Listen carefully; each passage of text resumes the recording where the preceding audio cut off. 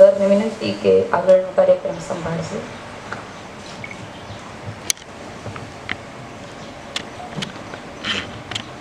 આજના આ monsoon season વાતાવરણમાં આપણી વચ્ચે ઉપસ્થિત પીસ ઓફ માઇન્ડ ફાઉન્ડેશન ના ફાઉન્ડર, આધ્યાત્મિક વક્તા, ગ્રેટ મોટિવેશનલ સ્પીકર અને સમરજી માટે મને એક લાઈન યાદ આવે છે કે none can defeat you until you કન્સીડ.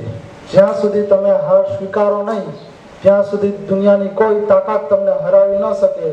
એવી જ હંમેશા સતત આપણે પ્રેરણા આપતા રહીએ છીએ. એવા પ્રેરણારૂપી સમરસુદ પ્રજ્ઞાજી આપણી વચ્ચે ઉપસ્થિત છે. ભીમસિંહ સરને વિનંતી કરું કે પુસ્તક અર્પણ કરી તેમનું અભિવાદન કરે. ભીમસિંહ સર હંમેશા આપણા માટે પ્રેરણારૂપી અને આપણા કરતાં પણ યંગ, આપણે એમ કહી શકીએ એવી એમની સ્ટેમિના છે. હંમેશા એમનો ચહેરો હસતો અને મલકતો જ હોય છે. આજે આપણી વચ્ચે ઉપસ્થિત એક અનોખી પ્રતિભા ચિંતનભાઈ ત્રિવેદી. જો એમની વાત કરું તો નેચરોપેથી, યોગ ટ્રેનર, યોગ કોચ, ગવર્મેન્ટ જે ડિપાર્ટમેન્ટ છે એમાં કોર્પોરેટ ટ્રેનર તરીકે કામ કરે છે. મોટિવેશનલ સ્પીકર અને કાઉન્સેલર છે. સુજોગ એક્યુપ્રેશરમાં ખૂબ નિષ્ણાત છે અને message master, personality development mentor જે આપણી વચ્ચે છે. એમના પુસ્તકોથી સન્માન માટે હું ફરી ભીમસિંહ સરને વિનંતી કરું કે એમને the hero living within you નામનું પુસ્તક અર્પણ કરી સન્માનિત અને અભિવાદન કરશે.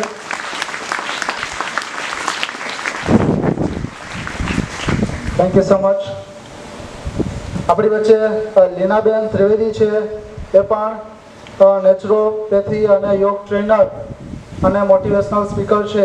તો દક્ષાબેનને વિનંતી કરું કે એમને પ્રેરણાના પગથિયાનું પુસ્તક અર્પણ કરી એમનું અભિવાદન કરે.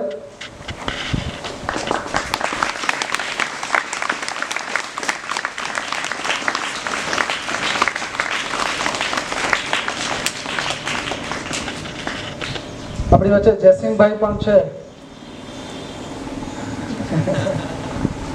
જયસિંહભાઈ ખૂબ સેવાભાવી વ્યક્તિ છે. અવારનવાર આપણી સંસ્થામાં આવે છે અને ઘણું આપણે એમની પાસેથી પણ શીખવા મળે છે. તો આપણે ભાવરૂપી એમનું સ્વાગત કરીએ છીએ શબ્દોથી. જયસિંહભાઈ, સ્વાગત છે આપનું શાળા પરિવાર વતી.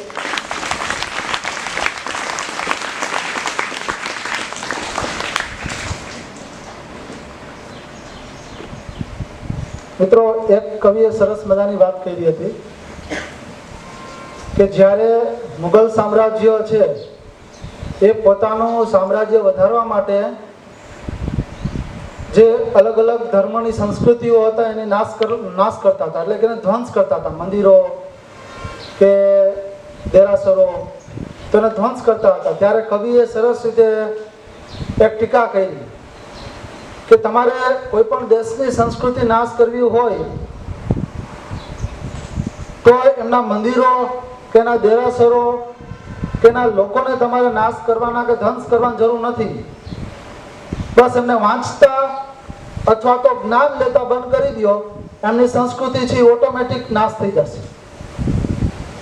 તો આજે આપણે એવું જ કે જ્ઞાન મેળવવાનું છે કે આપણે આપણી સંસ્કૃતિને ટોપ સુધી લઈ શકીએ. તો આપણી વચ્ચે લીનાબેન ઉપસ્થિત છે. એમને વિનંતી કરું કે આજે પુરુષાર્થ શૈક્ષણિક સંકુલના બાળકોને નેચરોપેથી અને પ્રાસંગિક ઉદ્બોધન કરે. લીનાબેન.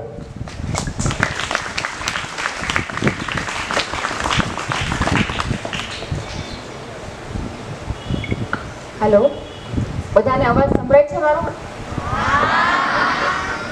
કેમ છો બધા બાળકો? ઓકે, હવે નેચરોપેથી શબ્દ આમાંથી કોણે સાંભળ્યો છે? અચ્છા, ઓકે. હવે નેચરોપેથી એટલે કુદરતી ઉપચાર જેને કહેવામાં આવે છે.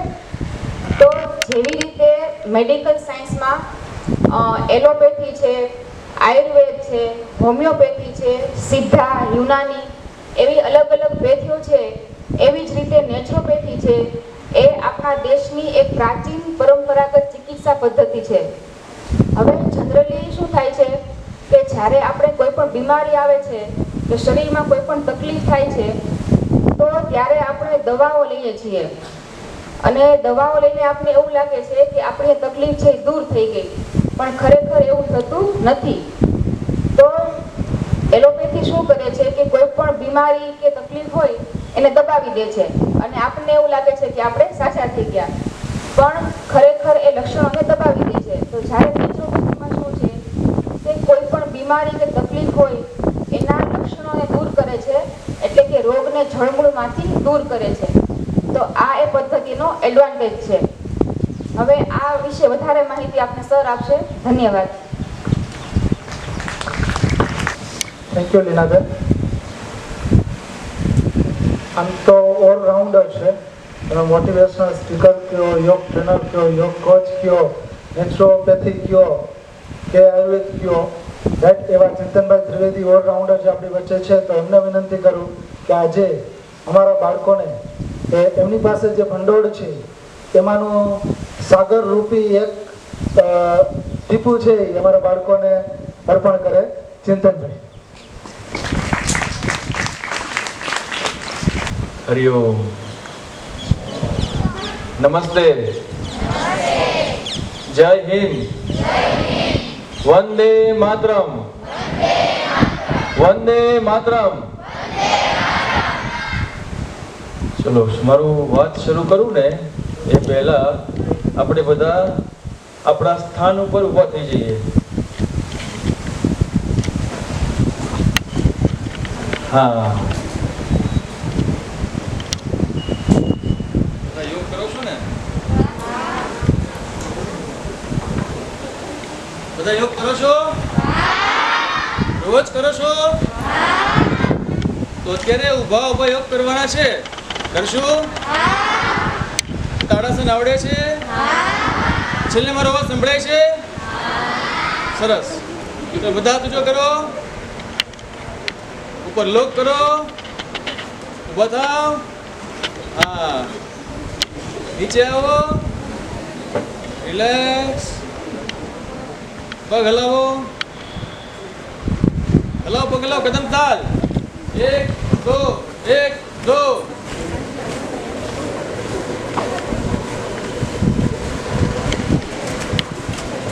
બસ, રિલેક્સ. મજા આવી? બેસી જાઓ. તો થોડા ફ્રેશ થઈ ગયા? ઊંઘ આવે છે? ભૂખ લાગી છે? ભૂખ લાગી છે? નાસ્તો નથી કર્યા? કર્યા છે નાસ્તો? કેમ પછી ભૂખ લાગી? અચ્છા, રિસેસનો ટાઈમ આવશે હવે, એટલે રિસેસ આવવાની છે. કઈ નહીં, ઝડપથી પૂરું કરીએ. મેડમે જે વાત કરી નેચરોપેથી વિશે, એ નેચરોપેથી વિશે જાણવું છે. નેચરોપેથી એટલે શું એ મેડમે આપને વાત કરી, જે આપણા જીવનમાં હંમેશા તંદુરસ્ત રહેવા માટેની વાત છે. આટલા બધા વિદ્યાર્થીઓ બેઠા છો, એમાંથી કોને બીમાર પડવું છે? હાથ ઊંચો કરો. કોઈ નહીં? કેમ? બીમાર નથી પડવું? બીમાર પડવું છે? હા કે ના? જઈ ગયા. તો તમે બધા લોકો જે ભોજન કરો છો ને, નાસ્તો કરો છો, જમો છો, એ ભોજન કેવું કરો છો એની હું વાત તમને કરીશ. કે જે આપણું ભોજન આપણને બીમાર કરતું હોય, જે આપણને ખબર નથી, જાણતા અજાણતા ભૂલ કરીએ, એવી ભૂલોને આપણે સુધારવાની છે. અને આ જીવન તંદુરસ્ત કેવી રીતે રહેવું, નિરોગી કેવી રીતે રહેવું, એ યોગ તો આપણે શીખવે છે, બરોબર? યોગથી તંદુરસ્ત રહી શકીએ, પણ એની હારે હારે આપણો જે આહાર છે, આપણું જે ભોજન છે, નાસ્તો કરીએ છીએ, એને જાણવું ખૂબ જરૂરી છે. તો જાણવું છે. આજે બધા શું નાસ્તો કર્યા?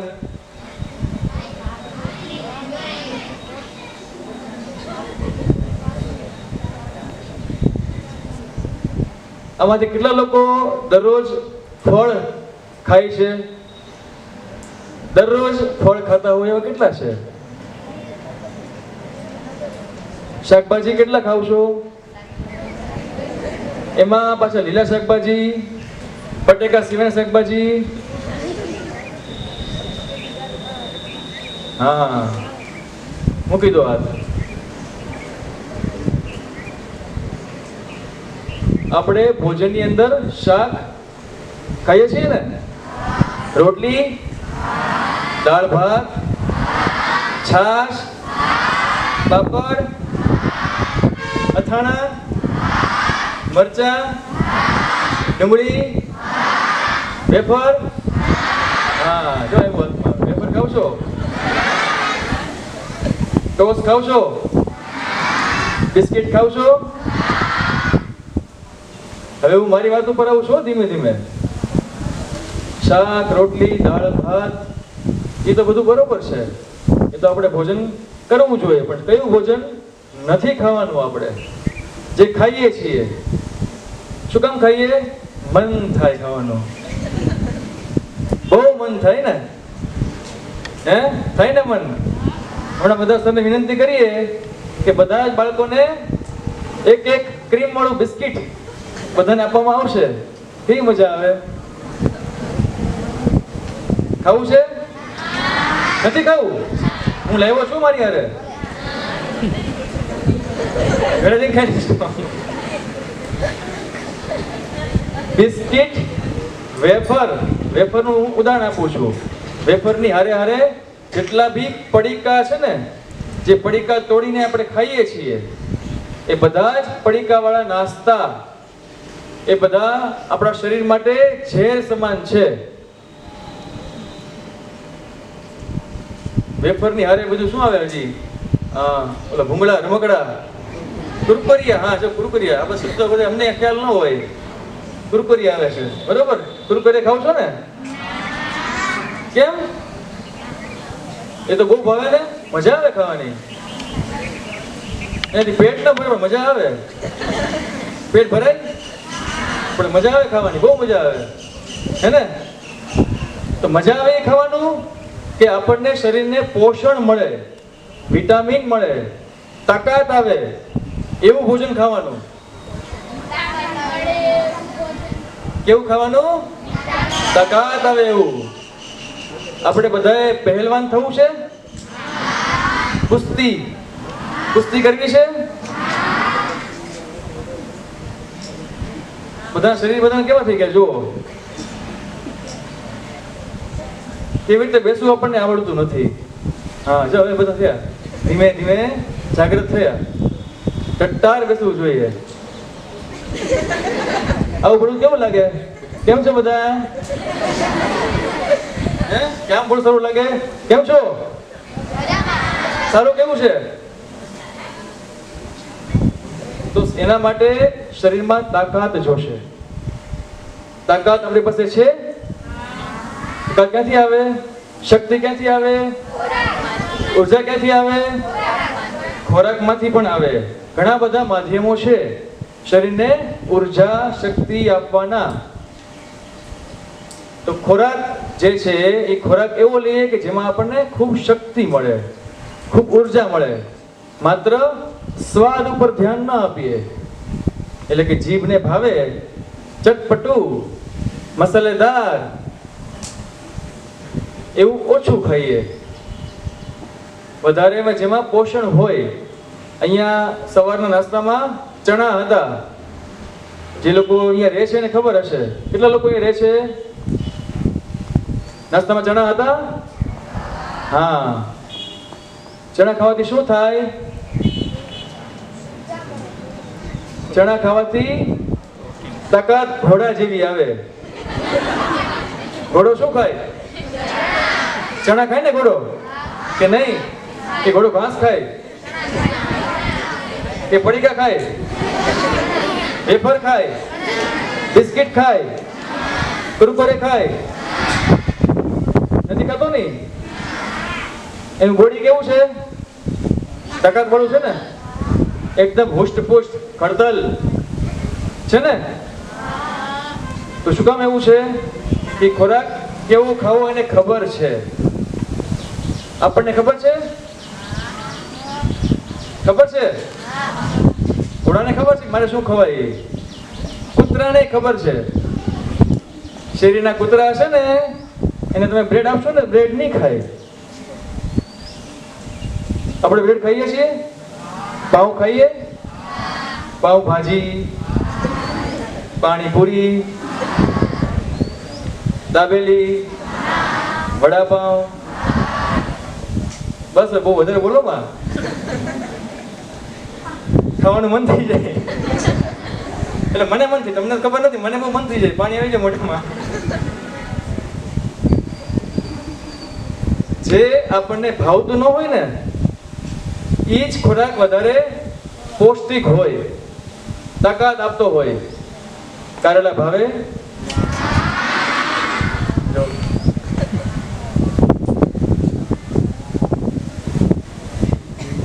કડવું ભાવે નહીં એટલે આપણે ખાઈએ નહીં. પછી શું થાય? શરીરમાં કડવાશ જાય નહીં. ગુલાબજાંબુ ભાવે? રસગુલ્લા ભાવે? ભાવતું ભોજન કરીએ તો શું થાય? ન ભાવતા ખોરાક ન ખાવાથી શરીરમાં વિટામિનની ખામી, પોષણની ખામી થાય છે બધાને. અત્યારે નાની ઉંમરે આંખમાં ચશ્મા આવી જાય,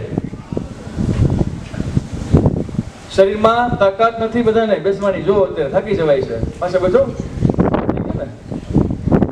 આવું શરીર છે આપણું. આપણા દાદાજીને બધાએ જોયા છે. નસીબમાં હોય, ઈશ્વરની કૃપા હોય તો દાદાજી હારે રહેવા મળે. દાદાજી કેવા યુવાન હોય, કેવડી ઉંમર હોય એમની? 90 વર્ષ, 100 વર્ષ, છતાં પણ કેવા હોય? તંદુરસ્ત હોય, હરતા ફરતા હોય, કોઈનો સહારાની જરૂર ન પડતી હોય. તો આપણે એવું જીવન જોઈએ છે કે બસ આવું બાયકંગલા રહેવું છે? હા, અત્યારથી જ બધા આપણે બાળકો છીએ, અત્યારથી કોઈનો ટેકો લેવાનો, કોઈનો આધાર રાખવાનો, આવું જીવન ન જીવવું પડે. તમારા જીવનમાં કોઈ બીમારી ન આવે, તમે હંમેશા તંદુરસ્ત જીવન જીવી શકો. એના માટે ખોરાક કેવો લેવો, ક્યારે લેવો, કેવી રીતે લેવો, શું કામ લેવો, આ બધું આપણને ખબર હોવી જોઈએ. અમારા નેચરોપેથીની અંદર એવું સ્પષ્ટ કહેવામાં આવે છે કે જેનો આહાર સારો હોય એ માણસ તંદુરસ્ત હોય. એની કહેવત છે, આહાર એ જ ઔષધિ. શું કહેવત છે?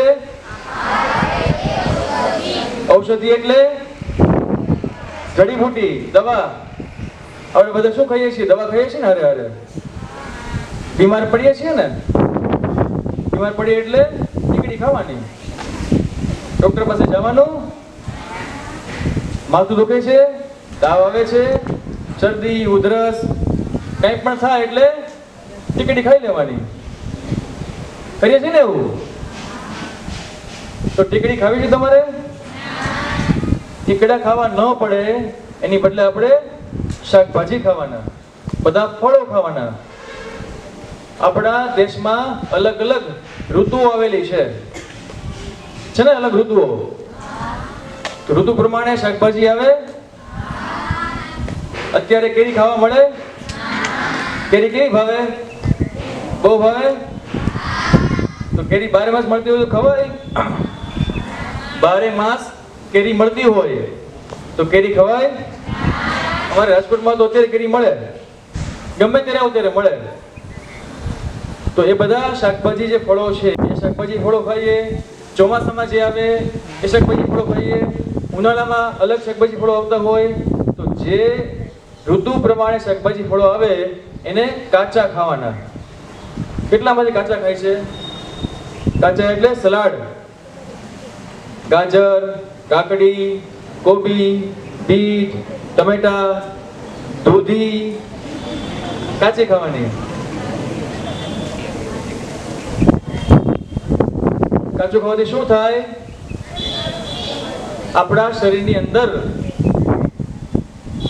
લોહીની ઉણપ હોય ને, હાથ નીચે મૂકી દો, બગાસા નો ખા, હસતા રહો.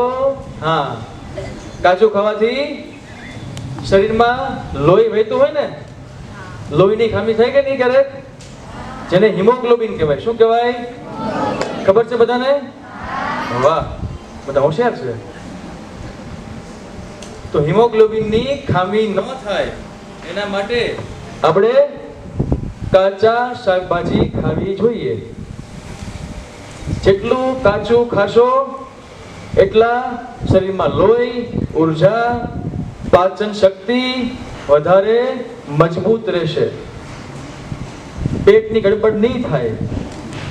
પેટમાં ગુડગુડ બોલતું હોય ને, ગુડગુડ થાય, વારે વારે લેટ્રિન જવું પડે, ઝાડા થઈ જાય. થાય છે આવું? બહારનું ખાઈએ એટલે આવું થાય. ચાવી ચાવીને ન ખાઈએ એટલે આવું થાય. ભોજન કરતી વખતે ખૂબ ચાવી ચાવીને ભોજન કરવું. એ કહેવત છે ને, શું છે? ચાવી ચાવીને ભોજન પીવાનું અને પાણી ખૂબ ચાવી ચાવીને ખાવાનું. આ તો કેવું વળી? એટલે કે પાણીને ધીમે ધીમે બેસીને એક એક ઘૂંટડે ઘૂંટડે સીપ સીપ પાણી પીવાનું. આમ ઘટ ઘટ ઘટ ઘટ ઘટ પાણી પીતા હોય ઉભા ઉભા. અડધું પાણી મોઢામાંથી બહાર જ આવતું હોય નહીં, શર્ટ ડ્રેસ ભીનો થઈ જતો હોય, અડધી ઉધરસ આવે ઉધરસ ખાય પાછા. ખો ખો ખો. શાંતિથી આવી રીતે બેસી જવાનું. બેસીને ધીમે ધીમે પાણી પીવું જોઈએ. અને ભોજન નીચે બેસીને કરો છો કે ઘરે ડાઇનિંગ ટેબલ છે? નીચે બેસીને કરો છો? વાહ, એ સારું છે. તો અમારા શહેર રાજકોટમાં તો બધા જગ્યાએ ડાઇનિંગ ટેબલ આવી ગયા. ખુરશી ટેબલ ઉપર જ બેસવાનું. નીચે બેસીને ભોજન કરવું, ચાવી ચાવીને કરવું, શાંતિથી કરવું. ટીવી જોવો છો હારે હારે? હા. કે મોબાઈલ જોવો છો? શું જોવો છો? એ કઈ નહીં. કેમ? ઘરે ટીવી નથી તો કેમ જોતા નથી? ઘરે ના પડે છે? હા, સારી વાત છે. ભોજન કરતી વખતે પ્રાર્થના બોલો છો પહેલા? હા, ભોજન કર્યા પહેલા ઈશ્વરને, અન્નપૂર્ણા દેવીને એક મંત્રોચ્ચાર શ્લોક બોલીને ભોજન કરો છો? વાહ, ખૂબ સરસ. તો અત્યારે આપણને જે ભોજન ભાવતું હોય, બિસ્કિટ, વેફર, કુરકુરે, હજી એક નામ તો બોલ્યો જ નથી હું, ચોકલેટ, કેડબરી, ડેરી મિલ્ક, હા કઈ 5 સ્ટાર, પછી કિટકેટ, હા પછી હા કેટલી બધી આવે છે. જો એક કઈ ચોકલેટ ખાવા જેવી નથી. જે પણ ખાતા હોય એ જાગૃત થઈ જજો. ચોકલેટ થી શરીરમાં પણ ઝેર જાય છે. ચોકલેટ ખાવી હોય તો ઓર્ગેનિક ચોકલેટ આવે છે, ડાર્ક ચોકલેટ આવે છે, એ ચોકલેટ ખાવા જેવી છે. બાકી જેટલી ચોકલેટ આવે છે એ બધી ચોકલેટમાં ચરબી તત્વ વધારે હોય છે. તો આપણે ચોકલેટ નહીં ખાવાની. એની બદલે શું ખાવાનું? ઘરનું બનાવેલો શીરો. શીરો ભાવે? મોહનથાળ સુખડી ભાવે? હલવો? બસ તો હલવો હલાવવાનો. ચોકલેટ, પીપર, લોલીપોપ આ બધું શું કામ નહીં ખાવાનું? બીમાર ન પડીએ એટલા માટે, તંદુરસ્ત રહી શકીએ એટલા માટે. કાચા ફળ ખાવાના, શાકભાજી ખાવાના. પછી બધા ઉપવાસ કરો છો? ઉપવાસ કરો છો? ખાલી ખાલી હા કરો છો, ખોટી વાત છે. આખો દિવસ ઉપવાસ કરવાનો? એક ટાઈમ કરો છો? ઉપવાસ કરો પછી કઈ ખાવું ખરા? અચ્છા, ઉપવાસમાં ખાવાનું હોય? શું ખાવાનું હોય? ફરાળી. ફરાળી ખાવ છો ને? શું હોય એમાં? ચિપ્સ. વાહ. પછી ચેવડો. હા. કેળા. હા, કેળા ખવાય બરોબર. પછી બટેટા, શીરો, માંડવીના બી, તળેલી શીંગ, રાજગરાનો શીરો. ઉપવાસમાં ભોજન ન કરવું જોઈએ, એને ઉપવાસ કહેવાય. આપણે કંઈ પણ ભોજન ન લેવું એને ઉપવાસ કહેવાય. આપણે જે ઉપવાસ કરીએ છીએ ને એ ઉપવાસ નથી, આહાર બદલીએ છીએ. ખાલી શાક રોટલી દાળ ભાતની બદલે તળેલું મસાલાવાળું, ફરાળી પેટીસ, ફરાળી ચેવડો. અમારે રાજકોટમાં ફરાળી ખીચડી મળે, ફરાળી પેટીસ મળે, ફરાળી સમોસા મળે. બોલો, બધાને ખાવું છે. બોલો, ઉપવાસમાં બિલકુલ આહાર ન લેવો જોઈએ, એને ઉપવાસ કહેવાય. એટલે ખાલી પાણી પીવાનું, અથવા તો આખો દિવસ ન રહી શકાય, બહુ ભૂખ લાગતી હોય તો ફળ ખવાય. શબ્દ છે ફળ આહાર. શું છે? ફળ આહાર. બોલો. હા, આપણે શું બોલીએ છીએ? ફરાળી, ફરાળ. શું બોલીએ છીએ? હા, શબ્દ ધીમે ધીમે ફરાળમાંથી થઈ ગયો ફળ આહાર. ફરાળી, ફરાળ. તો સાચો શબ્દ સમજીને ઘરે બધાને કહેજો. તમારા મમ્મી પપ્પાને આજે વાત કરજો. શું શીખ્યા આજે? ફરાળી નહીં, ફરાળ નહીં, ફળ આહાર. શું કહેવાનું? ઉપવાસ કરી તારે? હા.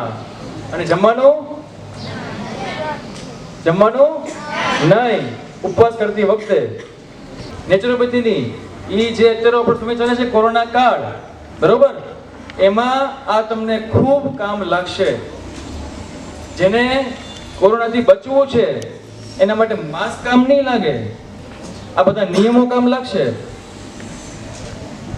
ડિસ્ટન્સથી કાંઈ નહીં થાય, પણ જો તમે સાચો આહાર, યોગ્ય આહાર લેશો, એટલે કે કાચો આહાર, તાજો આહાર, પોષક વાળો, વિટામિન વાળો, તો તમને બધા આહારનો લાભ મળશે અને તમે ક્યારેય બીમાર નહીં પડો.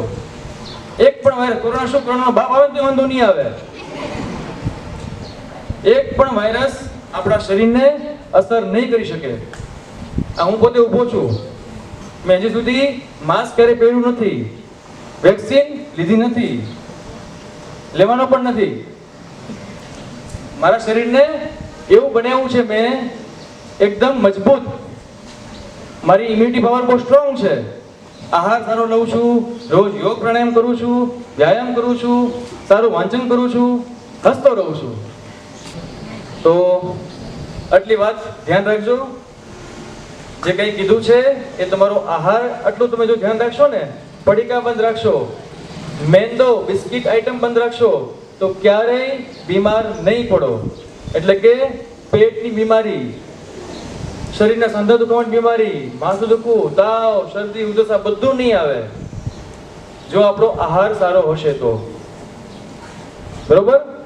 પાકું? તો બધા હું બોલશું, એ બધા બોલશો.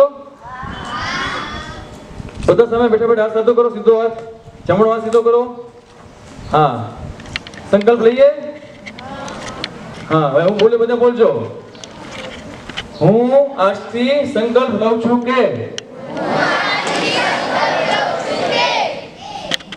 નેચરોપેથી પદ્ધતિ પ્રમાણે મારા જીવનમાં આહારનું મહત્વ, ખોરાકનું મહત્વ, ભોજનનું મહત્વ સમજી ગયો છું અને એ પ્રમાણે પૂરેપૂરા આહારનું પાલન કરીશ. બહારના એક પણ પડીકા નહીં ખાઉં. બધા બોલો તો. ફરીથી, બહારના એક પણ પડીકા નહીં ખાઉં. ચોકલેટ નહીં ખાઉં. આઈસ્ક્રીમ નહીં ખાઉં. ગુલ્ફી નહીં ખાઉં.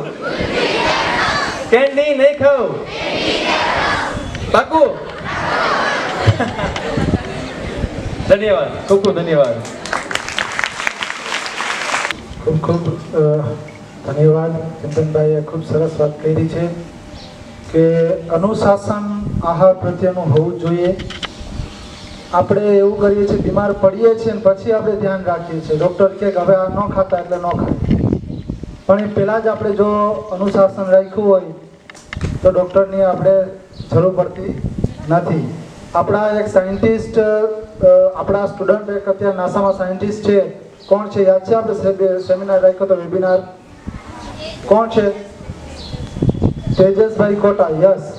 એ જ્યારે આપણી શાળાની મુલાકાતે આવ્યા એટલે એ આપણી ભોજનાલયમાં હતા અને હું પણ ત્યાં હતો, એટલે એને સરસ મજાની વાત કરી કે સાહેબ આપણે ઉત્તમ ખોરાક અહીંયા આપીએ છીએ કે અમે કે હું તમને કે મારો એક અનુભવ શેર કરું.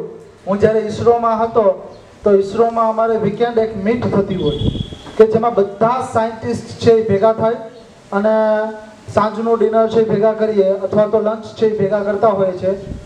તો આપણે અહીંયા પ્રસંગોમાં જ્યારે પ્રસંગ થતો હોય બધા ભેગા થતા હોય તો મીઠાઈની ચોકીઓ હોય છે અને સલાડ હોય ને એનું નાનકડું ઓલું આપણે બાઉલ કહીએ, એની અંદર નાનકડા બાઉલમાં સલાડ હોય છે. પણ કે મેં ઈસરોમાં ઓબ્ઝર્વ કર્યું અને નાસામાં પણ ઓબ્ઝર્વ કર્યું, ત્યાં સલાડની ચોકીઓ હોય છે અને મીઠાઈની માત્ર બાઉલ હોય છે. વિચાર કરો કે સાયન્ટિસ્ટ લોકો પણ એને ફોલો કરે છે નેચરોપેથીને, તો આપણે તો કરવું જ જોઈએ ગાઈસ.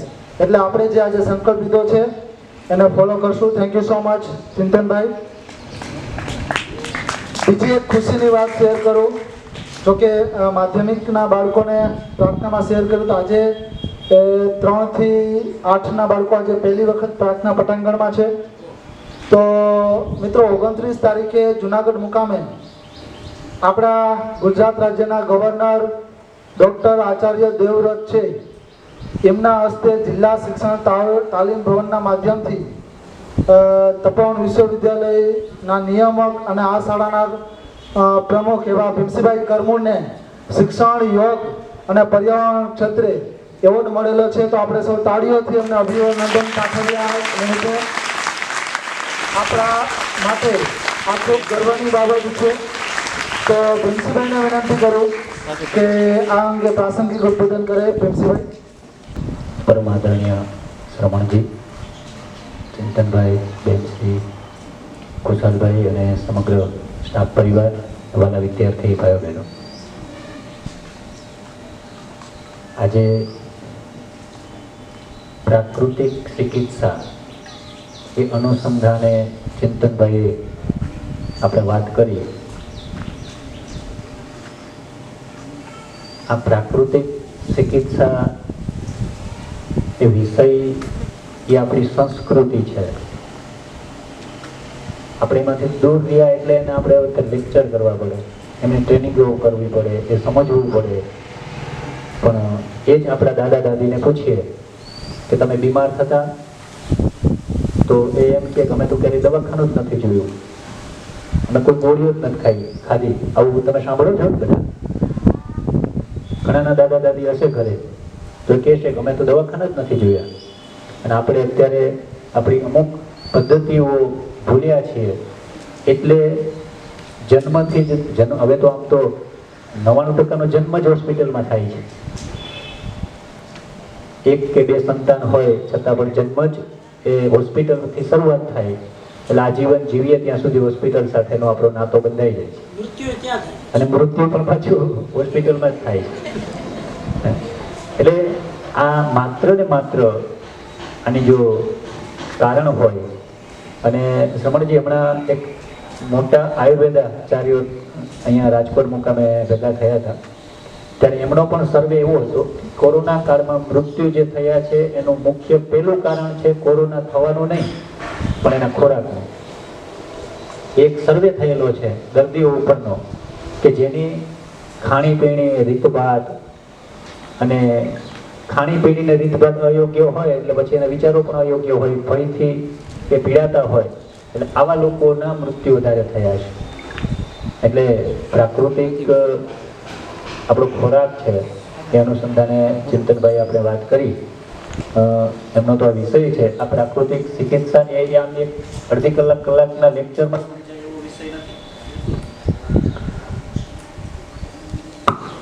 હેલો હા એ રીતે સમજાય એવો વિષય નથી. કારણ કે પ્રાકૃતિક ચિકિત્સા નેચરોપથી એ ડિપ્લોમા 3 વર્ષનો કોર્સ મેં પણ જોઈન કર્યું. 1 વર્ષ માટે એ રેગ્યુલર હું ભણ્યો, 3 વર્ષ કરવાના હતા પણ 1 વર્ષે અધૂરું છોડ્યું કારણોસર. ત્યારે પહેલા વર્ષમાં માત્ર ફિઝિકલી આપણું શરીર છે એ જ માત્ર સમજાયું, હજી તો એમાં ઘણું બધું બાકી હતું. એટલે પણ આ એક વાત તમારામાં પહોંચાડવાની વાત હતી, એક બીજ વાવવાનું કામ છે એ ચિંતનભાઈએ કર્યું છે. પણ આપણે આપણી રુચિ પ્રમાણે હવે એમાંથી થોડું આગળ વધવાનું, પ્રાકૃતિક ખોરાક અંગે, પ્રાકૃતિક રહેણી કહેણી અંગે, ઊંઘ અંગે. ઊંઘ પણ તમને જે આસનો શીખવાડ્યા હતા, બાલાસન, પ્રાકૃતિક ઊંઘ પ્રેક્ટિકલ કરીને પણ બતાવ્યું. મેં કાલ પ્રયોગ પણ કર્યો હતો. એટલે ટ્રાવેલિંગ લાંબુ કરવાનું થયું, લાંબુ એટલે 6 કલાક સુધી કન્ટિન્યુ. એટલે 15 મિનિટનો પ્રયોગ કર્યો, એનાથી ખરેખર મજા આવી. એટલે આ બધું છે ને આપણે સમજવું જોઈએ, અભ્યાસમાં લઈ આવવું જોઈએ. મિત્રો, જ્યાં સુધી માહિતી આપણે મળતી હોય ને એને પ્રેક્ટિકલ ન લઈએ ત્યાં સુધી એ માત્ર ને માત્ર માહિતી છે. અહીંયા અત્યારે તમે 400-450 વિદ્યાર્થીઓ બેઠા છો, પણ આમાંથી જે વિદ્યાર્થી આ વિચારને પકડે એટલે એ વિદ્યાર્થી આના કરતાં કંઈક અલગ છે, એ અનોખો છે, એ નોખો છે. તો આપણે આ વિચારોને કંઈક ને કંઈક પકડીએ, દરરોજ કંઈક પ્રેક્ટિકલ પ્રયોગ કરીએ અને આપણે આગળ વધતા રહીએ. કાલે જ મેં જોયું, હું અહીંયા તપોવનેથી આટો મારવા માટે આવ્યો એટલે આખો બિલ્ડિંગમાં ચક્કર લગાવતો હતો, રાઉન્ડમાં નીકળ્યો. ઘણા છોકરાઓ વાંચતા હતા, બહેનો છે એને કંઈક પ્રવૃત્તિઓ કરતા હતા, પણ 4-5 વિદ્યાર્થીઓ સેનિટેશનમાં સફાઈ કરતા હતા. રાઉન્ડમાં તમે કહો કેમ આજે અત્યારે સફાઈ, આમ તો સવારે હોય સફાઈ, પણ આ 3 છે 3:30 વાગે તમે સફાઈ, તો કે બસ અમે સ્વેચ્છાએ ઊભા થાય, એ વિદ્યાર્થી જ ઊભા થાય અહીંયા હાજર છે અત્યારે. કાલે બપોરે 3:30 સફાઈ કરતા હતા, પોતાની જગ્યાએ ઊભા થાય.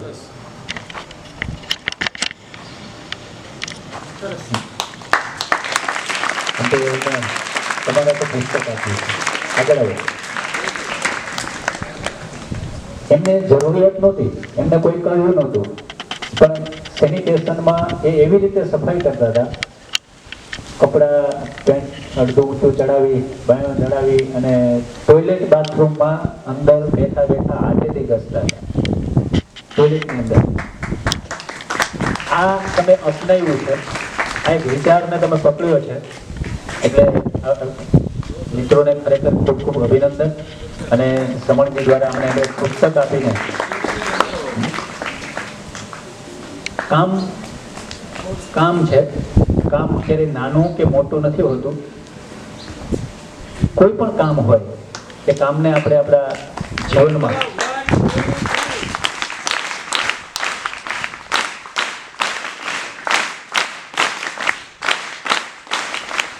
ખૂબ સરસ. ધન્યવાદ. જીવનમાં પુસ્તક કેવું જ્ઞાન જે તમે અભ્યાસના રૂપમાં ભણો છો, પહેલુંથી લઈને 12મું સુધી કે આગળ કોઈ પણ, એ પરીક્ષા સુધી સીમિત છે એવો મારો અનુભવ છે.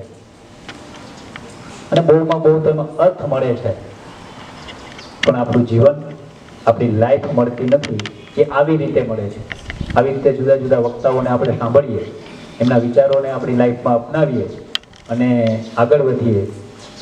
ખાસ બીજી વાત પણ એ કરવાની છે કે આ પ્રોગ્રામો, આ એક્ટિવિટીઓ, જુદી જુદી જીવનલક્ષી પાઠ તો આ વિદ્યાર્થીઓ શ્રમણ જે શીખે છે.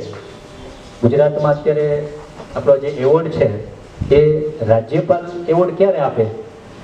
એ એમ જ નથી આપી દેતા, એમાં કંઈ ચાલે નહીં. એમ ખૂબ ઇન્ક્વાયરીઓ એ લોકોની થતી હોય અને એ એવોર્ડ મળવાનો હતો ને એની પહેલાં પણ મામલતદાર પૂછવા આવ્યા તમે એવોર્ડના અધિકારી છો, તમને આપવાનો છે. એ ગયા તો થોડી વાર થઈ તો જિલ્લા વિકાસ અધિકારી આવ્યા, તમે છો. આ લોકો ડીપલી બધું તપાસતા હોય છે. એટલે એ આ એવોર્ડ છે, એ એવોર્ડ લેવાનો નિમિત્ત માત્ર હું છું, પણ આ એવોર્ડના ખરેખર અધિકારી વિદ્યાર્થી, શિક્ષક, વાલી, આ સંસ્થા સાથે જોડાયેલા તમામ લોકો આ એવોર્ડના અધિકારી છે. કારણ કે ક્યાંક ને ક્યાંક જુદી જુદી જગ્યાએ આ પુરુષાર્થના બાળકો જ્યાં જાય છે ત્યાં એ અલગ જોવા મળે છે. એ કંઈક અનોખો વિદ્યાર્થી હોય છે અને એના પરિણામો છે. આજે બધાને એક અલગ આપણી સંસ્થા ઉપર નજરથી જુએ છે, એક આદર્શની નજર, એક કેળવણીની નજરથી જુએ છે. હવે રાજ્યપાલનો એવોર્ડ મળતો હોય અને ત્યારે આપણી જવાબદારી બધાની ખૂબ વધી જાય છે. આપણે જે હજી આમાં ખૂટતું હોય, વિદ્યાર્થી તરીકે આપણામાં કંઈ ખૂટતું હોય તો એ આપણે અપનાવીએ. એના વિદ્યાર્થી લક્ષણો, હમણાં જ શ્રમણજીએ વાત કરી હતી આગળના પ્રોગ્રામમાં, ગુરુ પૂર્ણિમાના દિવસે શિક્ષકના લક્ષણોની વાત કરી હતી. તો આમાંથી આપણે એ લક્ષણોને પકડી, બધાને એક સરખું હોય એવું જરૂરી નથી. અહીંયાની બધી વાતો થતી હોય એ બધી જ વાતો બધાને લાગુ પડે એવું ન હોય, પણ આપણે જે આપણી જાતને લાગુ પડતી હોય એ વાત આપણે અપનાવીએ અને આપણી લાઈફને આગળ લઈ જઈએ. આ એવોર્ડની સાથે સાથે તમારી ગયા વખતે ધોરણ 10 અને ધોરણ 12 એના માટે ધોરણ 10માં વિદ્યાર્થી રાજ્ય કક્ષાએ 6ઠ્ઠા નંબરે આખા જે રિઝલ્ટ આવ્યું છે કોરોના કાળમાં, આમ તો વગર પરીક્ષાએ રિઝલ્ટ આવ્યું છે, પણ એ વગર પરીક્ષાએ રિઝલ્ટ આવ્યું એનો મતલબ એવો નથી કે શિક્ષકો અહીંયાથી માર્કશીટ બનાવી દીધી છે કે કોઈ શાળાએ માર્કશીટ બનાવી દીધી છે. એમાં તમારા 3 વર્ષના રિઝલ્ટ જોવામાં આવ્યા છે. 10માની માર્કશીટ છે એ આગળના 3 વર્ષના અનુસંધાને તૈયાર થઈ. ધોરણ 12ની માર્કશીટ છે એ 3 વર્ષનો તમારો ગ્રાફ છે ને એના અનુસંધાને તૈયાર થઈ છે. એટલે ધોરણ 12માં પણ આપણી ધોકિયા પ્રિયા એ આખા ગુજરાતમાં 3જા ક્રમે છે. એટલે પરિણામ પણ ખૂબ સારા છે. અને આમાંથી ચિંતનભાઈને કદાચ એમ હશે કે આપણે લેક્ચર આપીએ, ઘણા વિદ્યાર્થીઓ બધી બાબતમાં ના પાડી, પણ ચિંતનભાઈ ઓવરઓલ ગુજરાતના જે વિદ્યાર્થીઓ છે એમાંનો રેશિયો તમે લ્યો તો અહીંયાના વિદ્યાર્થીઓ એની કમ્પેરિઝનમાં ખૂબ ઓછું ફાસ્ટ ફૂડ ખાય છે. કારણ કે ક્યારેક હું પણ બજારમાં જતો હોય કોઈ વિદ્યાર્થી કોથળી લેતો હોય પછી સમજાડી દે. ઘણા ઘરે જઈએ ત્યારે પણ એ ભૂલમાં ખ્યાલ ના હોય તો આ બધું પણ કમ્પેરિઝન ખૂબ ઓછું થાય છે. સંપૂર્ણ ફાસ્ટ ફૂડ ઉપર જ બાળકો છે, ચોકલેટ ઉપર જ બાળકો છે, અને શાકભાજી તો એ અડતા જ નથી, ફળો તો ખાતા નથી, દૂધ પીતા નથી. ઓકે, દૂધ કેટલા પીવે છે? હવે આ આંગળી તમે રાજકોટમાં જે ઊંચી કરાવજો, ઘી કેટલા ખાય છે? સરસ. લીલા શાકભાજી કેટલા ખાય છે? ઓકે, અહીંયા સ્કૂલે મગ, ચણા, અડદ આવું પલાળીને લઈ આવતા હોય એવા કેટલા છે? અઠવાડિયામાં 2 વખત, દરરોજની વાત. આ બધું, અને આ બધું સંપૂર્ણ ન હોવું જોઈએ. મને તમે સંપૂર્ણપણે 3 ટાઈમ મગ ખાવ તો ન ચાલે. ઓવરઓલ બધું જ વિવિધતા વાળું હોવું જોઈએ. એટલે કઠોળ કેટલા ખાય છે? એટલે ઓવરઓલ નીચે હાથ, ઘણા વિદ્યાર્થીઓને કરવું છે પણ ફેમિલી બેકગ્રાઉન્ડના કારણે અમુક વસ્તુ નથી મળી શકતી. એમની ઈચ્છાઓ ખૂબ હોય કે અમારે આ કરવું છે, અમારે તે કરવું, અમારે રમવું છે, અમારે આવા પ્રકારનું જ ભોજન લેવું છે, આવા પ્રકારનું જ આ જમવું છે, પણ પરિસ્થિતિ, સમય, સંજોગો અનુસંધાને અમુક વસ્તુ ઘરે એ પોસિબલ નથી. ઈચ્છા તો ખૂબ છે, એટલે સંસ્કારના રૂપમાં અહીંયા અપાઈ ગયું છે. જ્યારે એમની પોતાની જવાબદારી જ્યારે આવશે ત્યારે એ ચોક્કસ બધા કરશે. આ અમને શ્રદ્ધા છે. અને પેલા તેજસની જે વાત કરી એ હમણાં તેજસ અહીંયા આવ્યો છે રજાઓમાં, એટલે એ તમને મળવા પણ આવવાનો છે. આમ તો 2 દિવસ પહેલા આવવાનો હતો, પણ મારે બહાર જવાનું ગાંધીનગર થયું એટલે મેં ના પાડી. મેં હું નથી, તારી અનુકૂળતા હોય આવવું હોય તો તું ત્યાં જઈ આવ, 2 દિવસ રોકાયા. એટલે તો સારું, હું પછીના દિવસોમાં આવીશ. એટલે એ પણ ફરી અહીંયા મળવા માટે આવે છે. એટલે આ જે રિઝલ્ટ છે, પરિણામ છે, એ માટે ખુશાલભાઈ અને સમગ્ર એમની ટીમ, આ બધાને પુરુષાર્થ પરિવાર વતી, વાલીઓ વતી, વિદ્યાર્થીઓ વતી અને આપણા ટ્રસ્ટીગણ વતી આ સમગ્ર ટીમને ધોરણ 10-12ના પરિણામ માટે ખૂબ ખૂબ અભિનંદન પાઠવીએ છીએ અને ખૂબ ખૂબ એમને શુભેચ્છાઓ કે હંમેશા એ કંઈક કરતા રહે જીવનમાં. મિત્રો, કમન વિલાસ એમનું કદાચ નામ તમે સાંભળ્યું હશે, અને એ હોલિડે હોટલ, હોલિડે રેસ્ટોરન્ટ, આ નામથી એમની એ ચલાવે છે વર્લ્ડમાં. ઘણી બધી જગ્યાએ એમની આ ટુરિસ્ટ હોટલો છે અને વીકેન્ડ વિલા છે. આ વ્યક્તિને પૂછવામાં આવ્યું, તમે કેટલું ભણેલા છો? તો કે હું ભણેલો નથી, મારું પ્રાથમિક શિક્ષણ જ થયું છે, પછી ભણ્યો નથી. હવે જુદી જુદી જગ્યાએ વિદ્યાર્થીઓ અને યુવાનોને મોટિવેશનલ સ્પીકર માટે જાય છે, ત્યારે એમને કહેવામાં આવે કે તો તમારી આવી કઈ એવી બાબત છે કે તમે ભણ્યા નથી અને છતાંય આજે વિશ્વમાં તમારું આવડું મોટું નામ છે? તો કે હું ભણ્યો નથી પણ મેં મહેનત ખૂબ કરી છે. જેવી મેં શાળા છોડી એ પછીથી મારું જીવન છે એ સંપૂર્ણપણે પુરુષાર્થ, મહેનત, મહેનત ને મહેનત. આ મહેનત છે એને મને અહીંયા પહોંચાડ્યો છે. એટલે મેં ક્યારેય કોઈ કામ નાનું નથી સમજ્યું અને ક્યારેય આ કામ મારાથી નહીં થાય એવું મેં નથી વિચાર્યું. જે કામ આવે એ કામ મેં કરવા માટે તત્પર રહ્યો છું અને એનું આ પરિણામ છે. આપ સૌ પણ ફરી જે આમ તો ઘણા વિદ્યાર્થીઓને શાળામાં આવવા માટેનો પહેલો દિવસ છે અને આ દિવસે આપણી શરૂઆત પણ મહેનતથી થાય. ખૂબ મહેનત કરીએ, સવારમાં અડધો-પોણો કલાક યોગ કરીએ. યોગનો ફાયદો તો છે ને છે. આખું વિશ્વએ જ્યારે યોગને સ્વીકાર્યું છે અને આપણે ક્યાંક ને ક્યાંક હજી એમાં આપણી આળસના કારણે રહી જાય છે, તો તમે બધા પણ તમારો સમય કાઢો. ઓકે, યોગ માટે કેટલાને સમય નથી? યોગ માટે સમય ન મળતો હોય ને એવા કેટલા વિદ્યાર્થી ભાઈઓ બહેનો, શિક્ષકો કે યોગ માટે સમય નથી? ઓકે, કેટલા કરે છે સવારે ઉઠીને સ્વેચ્છાએ પોતાની જાતે? કરાવવામાં આવે છે એટલે નહીં, પોતે પોતાની જાત માટે, પોતાના શરીર માટે, પોતાના આનંદ માટે, પોતાની લાઈફ બનાવવા માટે યોગ કરતા હોય સ્વેચ્છાએ. બરાબર હું વાત કરું?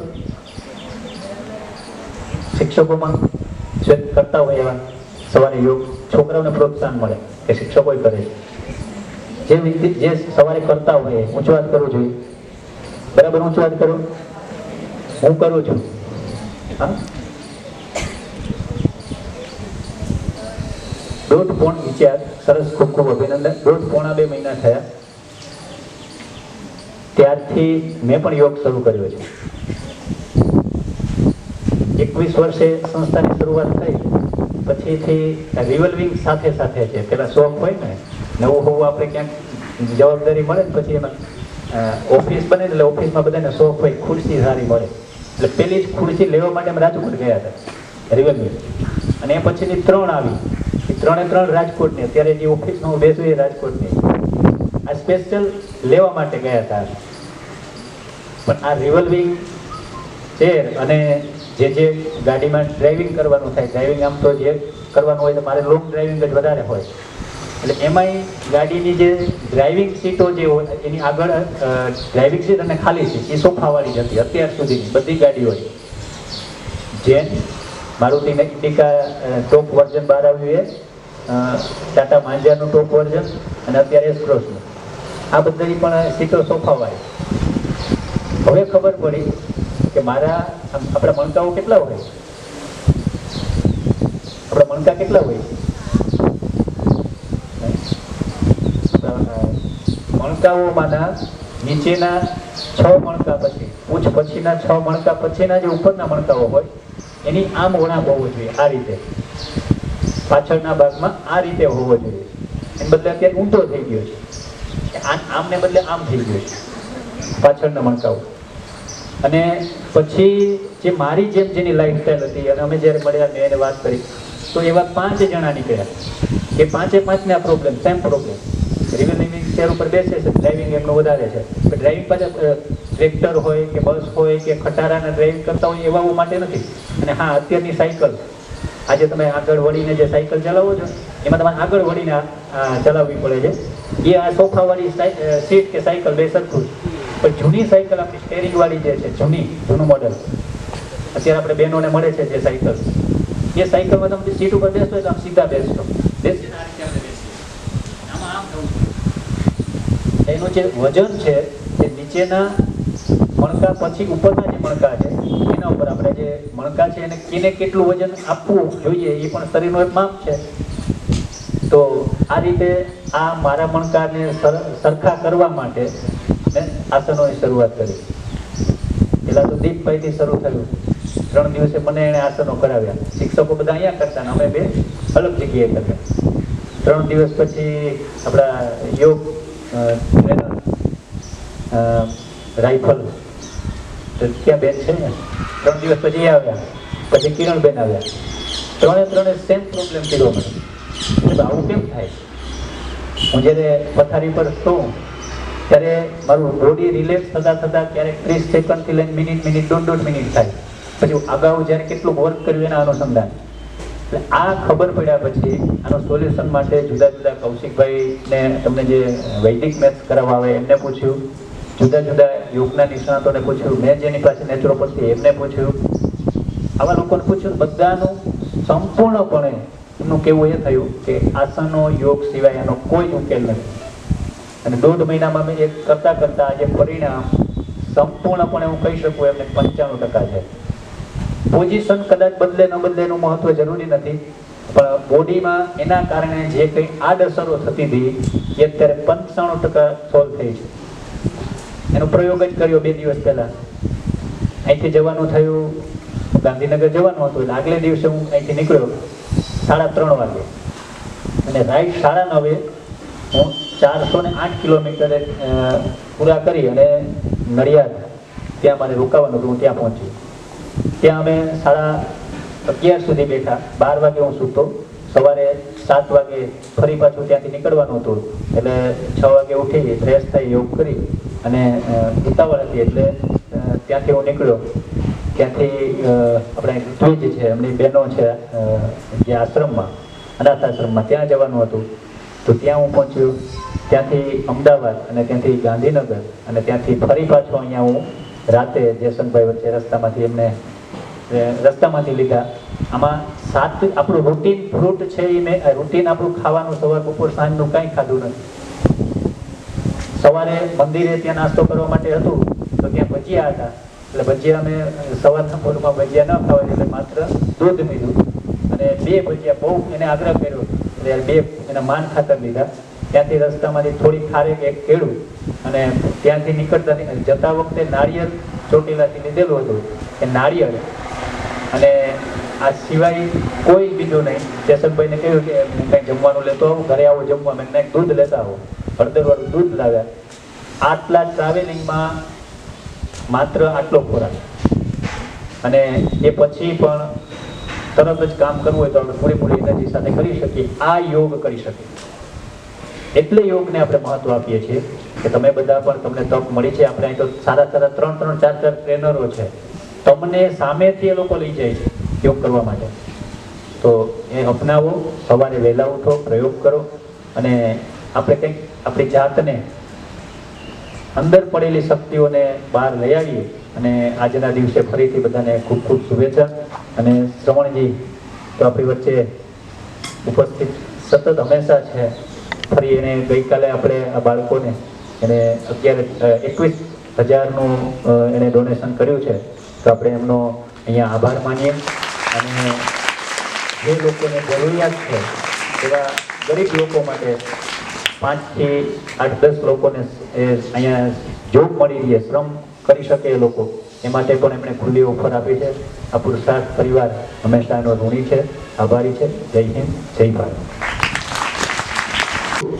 એમાં અનુશાસન શબ્દ શું છે એ ખરેખર સંસ્થા અને સંસ્થાના ટ્રસ્ટીઓ પાસેથી શીખ્યો છું. આમ 2 મિનિટ પણ જો ટૂંકમાં આડાહુડું હોય તો ટાઈમ ટેબલ કેટલું વિખાઈ જાય એ ઘણી વખત સમરજી પાસેથી મને શીખવા મળે છે. અને મને કહે કે નહીં ખુશાલ, આ વસ્તુ આમ જ હોવું જોઈએ, પરફેક્શન જ હોવું જોઈએ. તમે વિચાર કરો કે 1 કરોડ રૂપિયો ક્યારે પૂરો થાય? તો 100 લાખ હોય તો 99 લાખ હોય તો અગર 99 લાખ કિંમત નાની મોટી નથી. સમજાય તમને કે 99 લાખ રૂપિયો એ નાની મોટી રકમ નથી, પણ છતાં એને 1 કરોડ ન કહેવાય, કરોડપતિ ન કહેવાય ને લાખોપતિ કહેવાય. કરોડપતિ થવું હોય તો 100% જોઈએ, 100% પરફેક્શન જોઈએ. તો એવા જ જે પરફેક્શનમાં માનનાર આપણી વચ્ચે આપણા સમાજ ટ્રસ્ટી સમાજ સુપ્રગીજી છે. તો અમને વિનંતી કરું કે આજે પ્રાથમિકના બાળકો પણ આપણી વચ્ચે ઉપસ્થિત છે. તો આજે પ્રાસંગિક ઉદ્બોધન કરી અને અમને લીલા લહેર કરાવે સમાજ સુપ્રગીજી.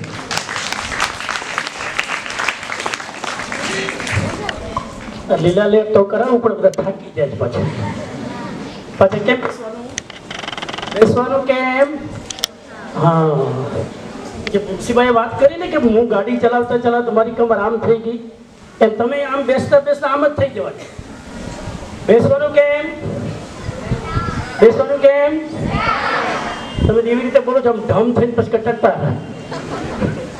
એક છોકરાને મેં રાજકોટ પૂછ્યું કે ક્યાં જાય? તો હસવા જાઉં છું. તમે હસતા હસતા જાણતો કે તો લાફિંગ ક્લબ જવા તો કે. એટલે આપણે પ્રેક્ટિસ કરવાની. હવે આજે ચિંતનભાઈએ આટલી બધી વાત કરી, ભીમસીભાઈએ આટલી બધી વાત કરી, એટલે છેલ્લે વખત આવે ને એને પછી બહુ વિચારવું ન પડે. એની પછી એટલા બધા વિચારો આવે ને બીજાનું સાંભળીને કે કહેવા માટે પછી કલાક જોઈએ. એટલે તમે ચિંતા નહીં કરતા, કલાક સુધી નહીં બોલું, પણ અમુક પ્રેક્ટિકલ વસ્તુ જે આજે મંચ ઉપરથી તમારા સુધી પહોંચી એ વસ્તુને ખાલી હું શોર્ટમાં રિપીટ કરી દઉં.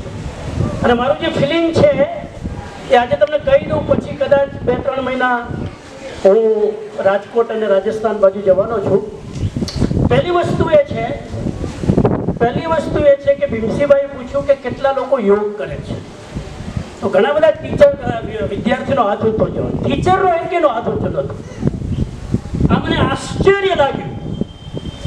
જે હોસ્ટેલમાં ટીચર રહે એ યોગ ના કરે તો વિદ્યાર્થીને થાય કે સજાના ભાગ રૂપે અમારે જ કરવાનું. એ પછી યોગને સજા સમજે, મજા ન સમજે.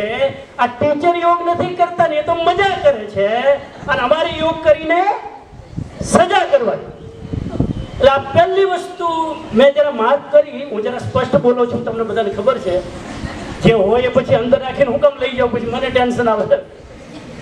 એટલે ટીચર લગભગ યોગ નથી કરતા, હાથ ઉપર નહીં કરો એ પ્રમાણે કહું છું. તો એ એટલા વધારે પડતા હેલ્ધી છે કે જરૂર નથી. હા, કાં તો તમે કરો અને કાં તો છોકરાઓને કરાવવાનું બંધ કરો. કેમ કે કથની કરણી એક ના હોય તો બરાબર ના ચાલે. હું ન કરતો હોઉં તો મને યોગ ક્લાસ લેવાનો અધિકાર નથી.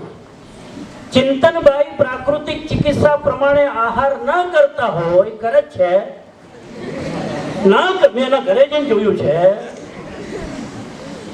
એ સલાદ જ વધારે ખાય, રોટલી બહુ ના ખાય, સલાદ જ. એનો મુખ્ય આહાર સલાદ હોય, રોટલી સાઈડમાં જરા. આપણું મુખ્ય આહાર રોટલા હોય, સલાદ સાઈડમાં જરા 2 ચમચી લઈ લઈએ. તો તમે જો ના કરતા હોય તો આ વિદ્યાર્થી કરશે ને તો પણ એના માઇન્ડમાં માનસમાં નકારાત્મક અસર થશે. એટલે એ દ્રષ્ટિએ પણ કરવું જોઈએ. અહીં આટલો અને ટીચરો પ્રત્યે મને માન છે, આ હું તમારી કમજોરી નથી કરતો. તમે આ વાતને બરાબર પકડશો એટલો મને વિશ્વાસ છે એટલે કહું છું. તમારા ઉપર ભરોસો છે એટલે કહું છું. તમે આ સંસ્થામાં સમર્પિત છો એટલે કહું છું. તમે ખૂબ કામ કરો છો અને જેટલા એવોર્ડ મળે છે એમની ક્રેડિટમાં સૌથી મોટો ફાળો તમારો છે એટલે કહું છું કે ટીચરોએ, હવે તમે મને કહો ટીચર જેટલા બેઠા છે, કે આપણી સ્કૂલમાં યોગનું આટલું મહત્વ છે, આટલા બધા આવા તજજ્ઞો આવીને વાત કરે છે, આટલા બધા યોગ ઇન્સ્ટ્રક્ટર આવીને મંચ ઉપર આટલું બધું કરે છે, તો ટીચર મને કહો આપણે યોગ કરવો જોઈએ કે નહીં? કરવો જોઈએ કે નહીં? Yes or no? Yes or no? Yes or no? તમને નથી પૂછતો. આ બધા કહે છે કે એમને કરવો જોઈએ. અને બીજી વાત કહી દઉં, એ છોકરાઓ માટે નથી કરવાનો, તમારા પોતાના માટે. હું આ એજમાં રેગ્યુલર યોગ કરું છું. હમણાં 3 મહિના અહીંયા સેકન્ડ વેવ આવી હતી ત્યારે અમેરિકા ફરીને આવ્યો. 3 મહિના ફરીને આવ્યો એટલે પ્રવચનો આપીને, પ્રોગ્રામ કરીને, હિન્દુ ફિલોસોફીનો પ્રચાર કરીને 3 મહિના ટ્રાવેલ કરીને અમેરિકાથી હું અહીં આવ્યો. અહીંયા સેકન્ડ વેવ હતી, ત્યાં સ્કૂલો ચાલુ હતી, ત્યાં માસ્ક બંધ હતું.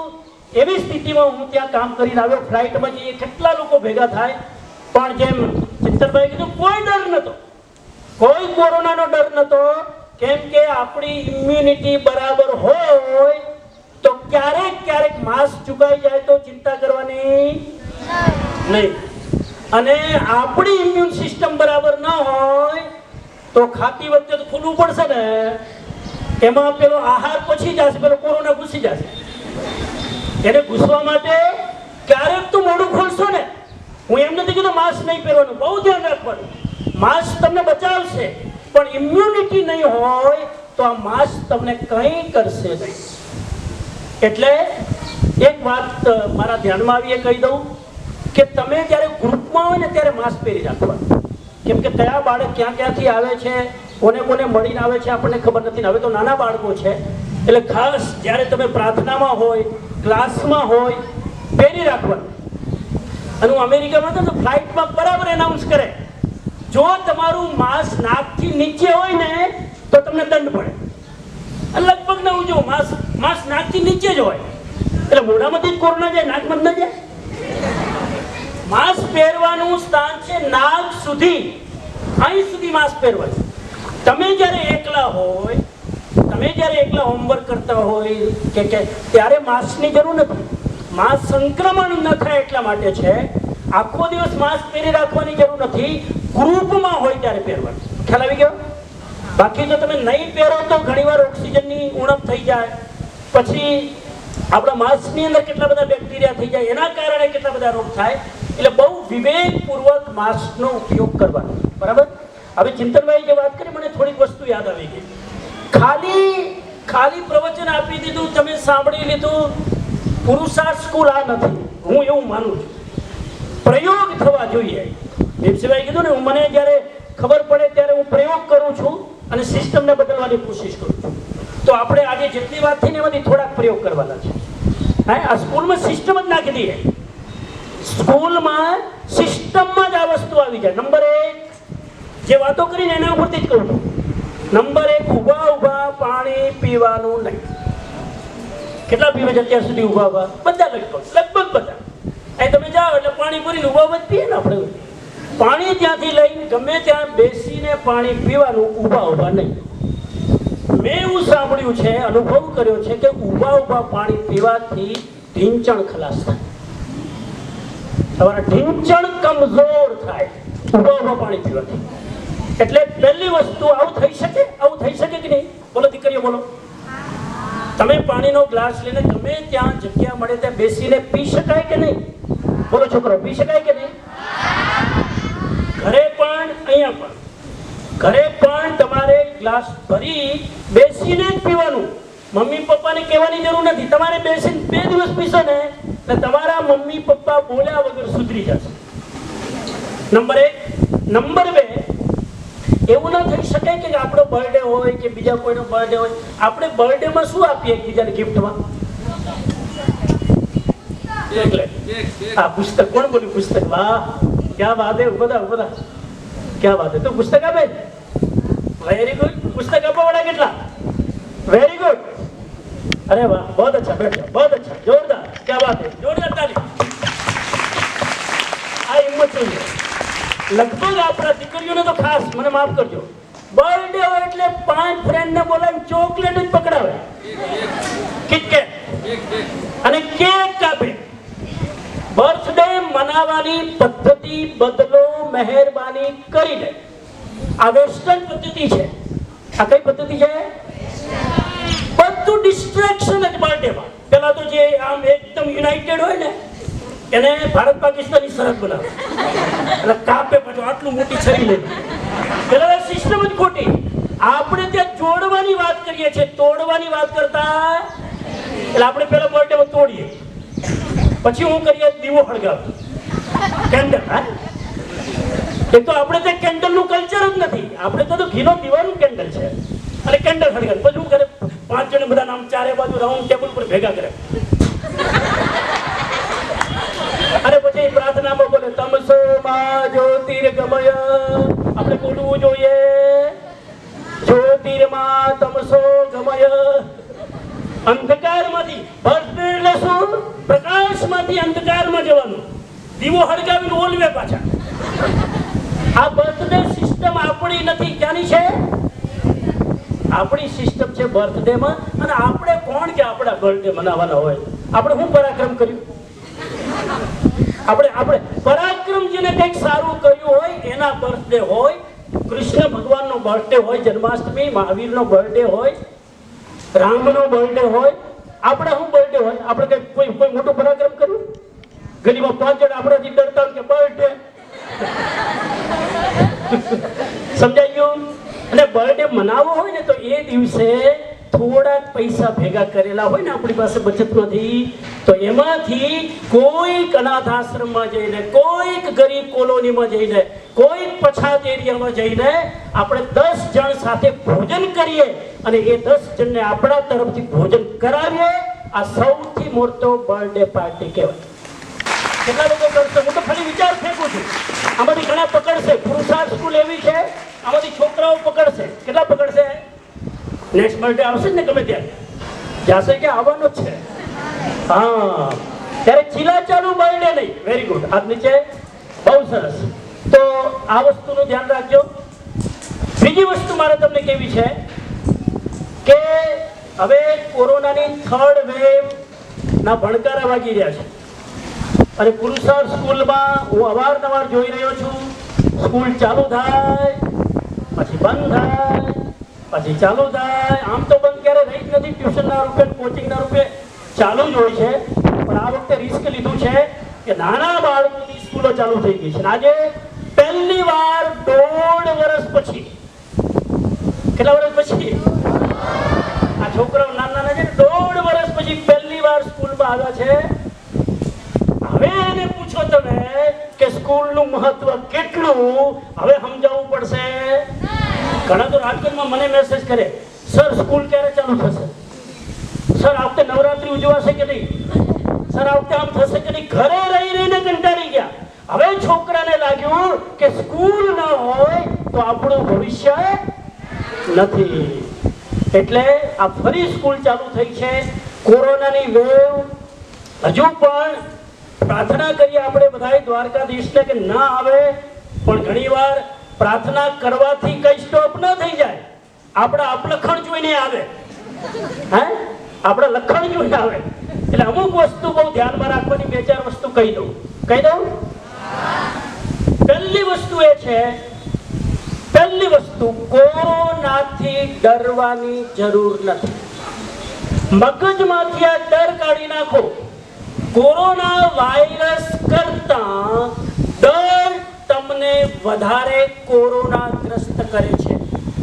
આમ જાય કે પેલી વસ્તુ એવા ગભરાય અને ઘરમાં એક જણને કોરોના આવે એટલે જાણે કે અછૂત માણસ ઘરમાં આવ્યો, ઘરવાળા એનાથી દૂર ભાગે. એટલે પહેલી વસ્તુ વસ્તુ ડરવાની જરૂર.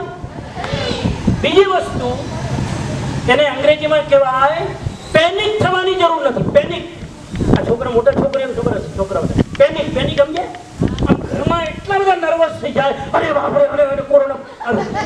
હવે શું કરશું ને, એ મેન્ટલી ટેન્શનના કારણે ઘણીવાર કોરોના ન હોય તો પણ એને કોરોના આવી જાય. એટલે પહેલી વસ્તુ હિંમત રાખવાની, ડરવાનું નહીં. અને કોરોના આવી જાય એટલે મરી ગયા એવું માનવાની જરૂર. કોરોના આવી ગયા પછી પેનિક ન થાવ તો કોરોના આવ્યો હોય એ ભાગી જાય. અને ઘણીવાર શરદી થઈ, કોરોના આવ્યો ન હોય પણ માની લીધું કોરોના આવ્યો એટલે મર્યા. હોસ્પિટલમાં ગયા એટલે ડેડ બોડી હંકેલીને લઈ આવવાની. સમજી ગયા? ઘરનું વાતાવરણ જાળવી રાખજો. ઘરે જઈને મેસેજ આપજો કે કોઈ એક વ્યક્તિને પેનિક થાય, કોઈ ડરવાની જરૂર નથી. અને હું તો કહું, નાની નાની વાતમાં હોસ્પિટલ જવાની જરૂર નથી. એકવાર હોસ્પિટલમાં ગયા ને સાહેબ, એવો તમને મશીનમાં નાખીને એવી રીતે મેન્ટલી ટોર્ચર કરી અને તમને હુવાડી દેશે. ઘરમાં સેફ રહો, ઘરમાં થોડુંક એનો નાશ લો, થોડો ઉગાડો લો, થોડુંક ખાવાનું કંટ્રોલ કરી દો. ખાવાનું હાવ જે ઉપવાસની વાત કરીને, કોરોના કાળમાં 2 દિવસ ખાવાનું બંધ કરી દો ને, કોરોના અંદર રહીને કરે હું? કોરોના થાય કાંઈ તો કંઈ મળતું જ નથી. હાલો ભાઈ આવજો. કોરોના ટાઈમમાં તમે ખાધા રાખો એટલે કોરોના અંદરથી જલ્દી જાય. કોરોના આવે ત્યારે 2 દિવસ ઉપવાસ કરી લેવાનો.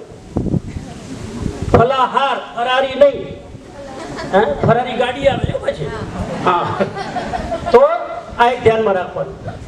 પછી એક બીજી વસ્તુ ધ્યાનમાં રાખવાની કે રેગ્યુલર તમે ઘરમાં હોય એટલે ઘરનું વાતાવરણ બહુ જ પોઝિટિવ રાખવાનું. માઇન્ડ ક્યારેય નેગેટિવ કરવાનું નહીં, પોઝિટિવ. કોઈને કોરોના આવ્યું હોય તો માન લો કે તમારા મમ્મીને કોરોના આવ્યું, તમારા મમ્મીને માન લો, તો તમારે શું કરવાનું?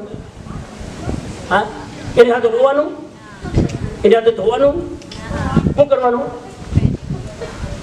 કોણ કે સાતો પર કરો? તમારા મમ્મીને કે ડેડીને કોરોના આવ્યો, as a student, as a educated person, as a પુરુષાર્થ સ્ટુડન્ટ, શું કરવાનું તમારે? હા, હિંમત આપવાની. કોરોના આવી ગયો એટલે મરી જવાનું નથી.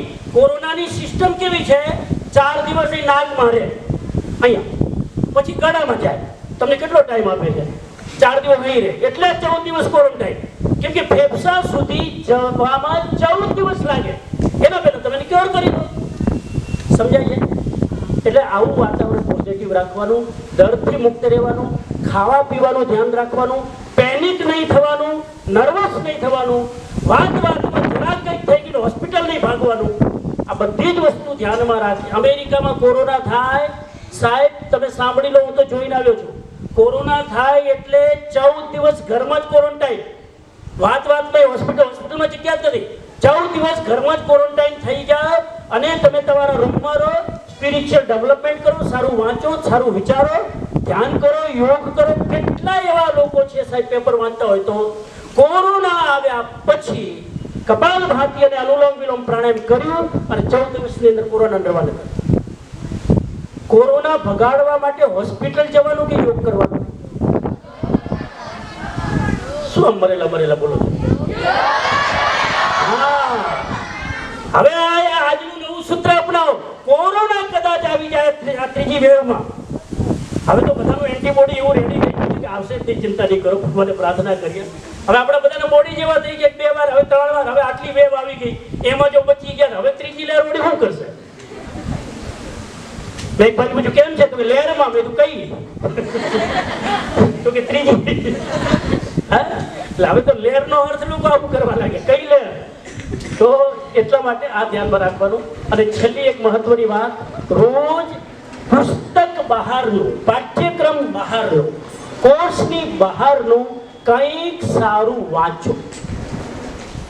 કંઈક સારું વાંચો. એક બસ મારી વાત પૂરી કરું, ટાઈમ થઈ ગયો છે. 1 પાના 2 પાના સારા વાંચવાના. બધા સીધા બેસો. હું અમેરિકા જાઉં ને એટલે ઘણી વાર લેક્ચર આપું ને, એટલે અમુક એક તમારા ભાઈ એવા લેક્ચરમાં આવે ને, આખા લેક્ચરમાં 7 દિવસના એક વાત પકડે, 7 દિવસ થાય પછી મને મેસેજ કરે, સ્વામીજી આ વખતે મેં એક વાત પકડી, સીધા જ બેસવાનું. અને હું 25 વર્ષથી જોઉં છું, એ જ્યારે ભાઈ મારી સામે હોય એટલે સીધા જ બેઠા હોય, આકડીને એકદમ ટટ્ટા. કે આ વસ્તુ મેં 7 વર્ષ પહેલા શીખી હતી, હજુ હું એને ભૂલ્યો. તો આજે કેટલી બધી વસ્તુ શીખ્યા તમને ખબર છે ને? હું હમણાં પૂછીશ, પણ છેલ્લી વાત કહી દઉં, સારું વાંચો. શું કરવાનું? એક સામાન્ય માણસ અને વિશેષ માણસનો ફરક શું? એક પોપ્યુલર માણસમાં અને નોર્મલ માણસમાં ફરક શું? ઘણા બધા ફરક છે. એક ફરક એ જે વાંચતો નથી એક્સ્ટ્રા એ સામાન્ય માણસ, અને જે વાંચે છે ખૂબ એ વિશેષ માણસ, પોપ્યુલર માણસ. હું તમને એક નાનો બધો દાખલો આપું, ઇન્ટરેસ્ટિંગ છે. સીધા એન્ટેના સીધી, આ પછી વારંવાર ભળી જાય છે.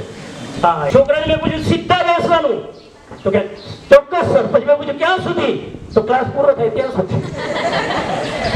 પછી તો અમે સ્વતંત્ર ને. બીજા છોકરીને મેં પૂછ્યું ક્યાં સુધી? તો કે મરવું નહીં ત્યાં સુધી. ક્યાં સુધી? મેં કીધું આ નેગેટિવ છે, આ મરવાની વાત નહીં કરું. છોકરાએ કીધું જ્યાં સુધી જીવું ત્યાં સુધી. ક્યાં સુધી? કેવી રીતે બેસવાનું? હા, ટટ્ટાર બેસો. આ સ્પાઇનલ કોર્ડ એન્ટીના છે. શું છે? આ મગજ ટીવી છે, એમાં આવતા વિચારો પિક્ચર છે. પિક્ચર હારું ક્યારે આવે? એન્ટેના સીધી હોય તો, નહીં તો મમરા આવે. સમજી ગયા? ઓકે, તો એક છેલ્લી વાત કહી દઉં. એક માણસ હતો, સાંભળજો, બનેલી ઘટના છે, વાર્તા નથી, કહાની નથી, ઘટના છે. ઘટના અને વાર્તામાં ફરક હોય. ઘટના રિયલ હોય, વાર્તા કાલ્પનિક હોય. ચેન્નઈની દરિયા કિનારે એક સફેદ ચાદર ઓઢીને એક માણસ બેઠો. બનેલી ઘટના, ઇન્ટરેસ્ટિંગ, કામ આવશે કોઈ કહેવા માટે, પણ પેલા પોતાને અપનાવવાનું. તો ત્યાં બેઠા હતા, અને બેઠા બેઠા એક બીજો માણસ ત્યાં યંગ બોય ત્યાંથી પસાર થાય છે, અને એને જોયું કે આ બેઠા બેઠા બેઠા ભગવદ્ ગીતાનો પાઠ કરે છે. 8મો અધ્યાય. કયો અધ્યાય? 8મા અધ્યાયનો પાઠ કરે છે, એ સંસ્કૃતમાં ભગવદ્ ગીતા. એટલે ભાઈ ત્યાં થોડી વાર ઉભા રહ્યા. એનો જેવો પેલો 8મો અધ્યાય પૂરો થયો એટલે ભાઈ પૂછ્યું, દુનિયા ચંદ્रमा ઉપર જઈ રહી છે, मंगल ऊपर जा रही है, आदमी पृथ्वी से बैठा बैठा आसमान को छू रहा है, અને તમે અહીંયા બેઠા બેઠા ભગવદ ગીતા લઈને બેઠા છો. આનાથી કલ્યાણ થવાનું કઈ? આમાંથી કેટલાય લોકો આવું જ વિચારે છે. આમાંથી કઈ તમને કોઈ ફાયદો ખરો? આમાંથી દેશને કોઈ ફાયદો ખરો? આ હું બેઠા બેઠા નવરા પાઠ કરી રહ્યા છો. એટલે પેલા એ પૂછ્યું, જે પાઠ કરતા હતા ને એને પૂછ્યું કે તું કોણ છે? મને નથી ઓળખતા. હું કોણ છું? ત્યારે એને જવાબ આપ્યો, કઈ ઇન્સ્ટિટ્યૂટ તારે વાત કરી? વિક્રમ સારાભાઈ સાયન્ટિફિક ઇન્સ્ટિટ્યૂટમાં હું સાયન્સ ડિપાર્ટમેન્ટનો સ્ટુડન્ટ છું. વિક્રમ સારાભાઈ રિસર્ચ ઇન્સ્ટિટ્યૂટ, નામ સાંભળ્યું કોઈ? વિક્રમ સારાભાઈ રિસર્ચ ઇન્સ્ટિટ્યૂટ સાંભળ્યું નામ? એમાં હું સાયન્ટિફિક લેબમાં કામ કરું છું, રિસર્ચ. કુશાલ સર, બહુ ઇન્ટરેસ્ટિંગ આ બનેલી વાત. એટલે પહેલા તો ઊભા થઈ ગયો. ઊભા થઈને થોડા વોક કરતા હતા એટલામાં બે મોટી ગાડી આવી, લેટેસ્ટ ગાડી હોય તો એમાં બે ગાડી ધન દઈને એન્ટ્રી કરી, અને એક ગાડીમાંથી બે કમાન્ડો ઉતર્યા, બીજી ગાડીમાંથી સૈનિકો ઉતર્યા, અને આમ કરીને પેલા જે સફેદ ચાદર ઓઢીને ભગવદ ગીતાનો પાઠ કરતા હતા ને, આમ કરીને સલામ આપી. અને એ 65 વર્ષના ભાઈ જે ભગવદ ગીતાનો પાઠ કરતા હતા ચૂપકેથી આવી અને ગાડીનો દરવાજો પેલા કમાન્ડોએ ખોલ્યો અને ચૂપકેથી આવીને ગાડી બેસી ગયા. ફરી પાછા પેલા સલામી ભરી અને ધીમેથી ગાડી રવાના થાય છે. એટલે પેલો છોકરો એને થયું કે મારો બેટો આ તો સામાન્ય માં કામ કરે છે. બેટા એ હું જ છું, તું સાયન્ટિફિક અને હું ભગવદ ગીતાનો પાઠ કરું. પછી સાહેબ તમને જિજ્ઞાસા થશે કે છોકરો વળી કોણ હતો? એ છોકરો બીજો કોઈ નતો, અબ્દુલ કલામ. છોકરાનું નામ અબ્દુલ કલામ, મુસ્લિમ શખ્સ.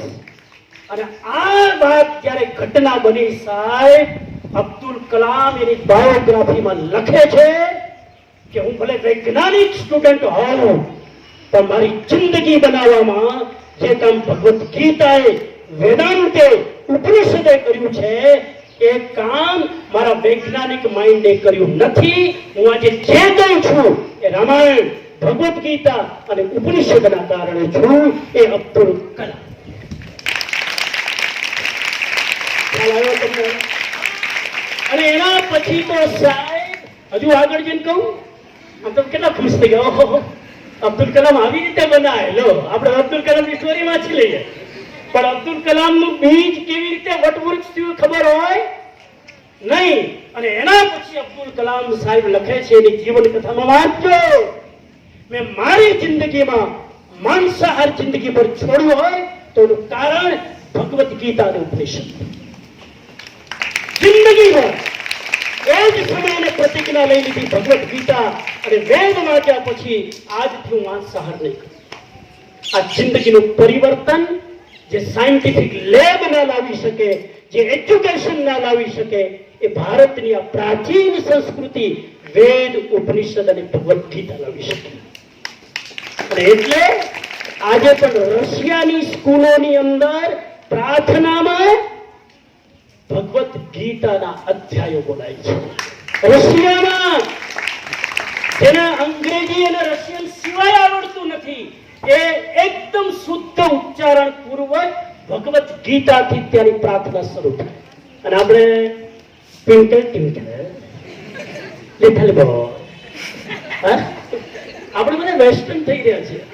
ગુજરાતી ભાષા તો જાણે કે આપણે બધા બહુ પછાત રહી ગયા. ઇંગ્લિશ, જે કલ્ચર આપણી ભાષામાં છે ને, મેં ગયા વખતે વાત કરી હતી, જે ભાષામાં સ્વપ્ન આવે એ જ ભાષામાં સ્ટડી થવાની વાત કરી હતી.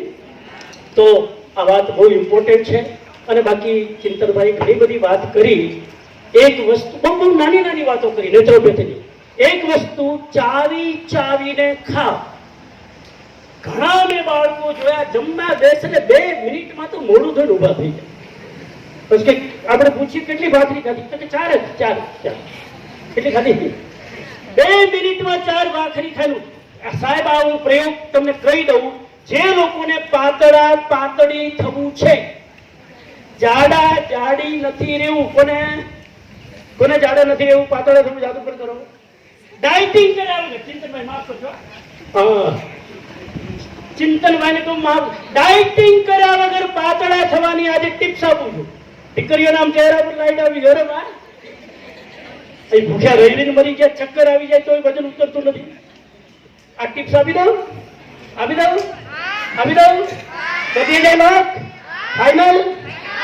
એ સિમ્પલ ચાવી એ છે કે જમવા બેસો ત્યારે ચાવી ચાવીને ખાઓ. 3 મહિનામાં તમારું વજન કંટ્રોલ બનાવો. મને કે અરે સાહેબ, ખાવું એટલું ખાઓ.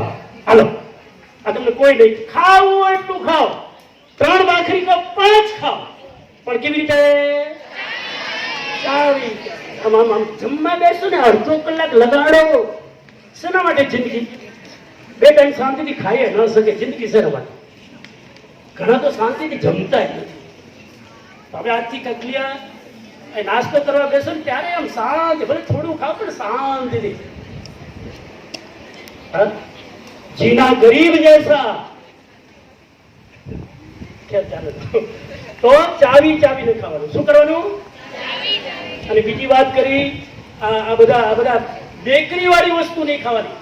અમારે એક પેલો છે અમારો ફ્રેન્ડ ગંગારામ, ઓળખો છો? ગંગારામને ઓળખો બધા? ગંગારામ ભોળિયો છે ને પેલો લંડનનો, ગ્રેમ. એ ગંગારામ, હું રાજકોટમાં મારા અભાવલયમાં રહે, હું મમરા ખાઉં એ ના ખાય. હું ઘણી વાર બેકરીની વસ્તુ ક્યારે લઈ લો, હવે તો નથી લેતો, એ અડે જ નહીં. એટલે એકવાર મેં પૂછ્યું કે તું આ ટોસ્ટ નથી ખાતો, બ્રેડ નથી ખાતો, ખારી નથી ખાતો, દૂધમાં બિસ્કિટ નથી ખાતો, મમરા નથી ખાતો, કારણ શું? મને કે આ બધું ખાવાથી બુદ્ધા જલ્દી થવાય. લે આપણે જેમ ને થઈ ગયા.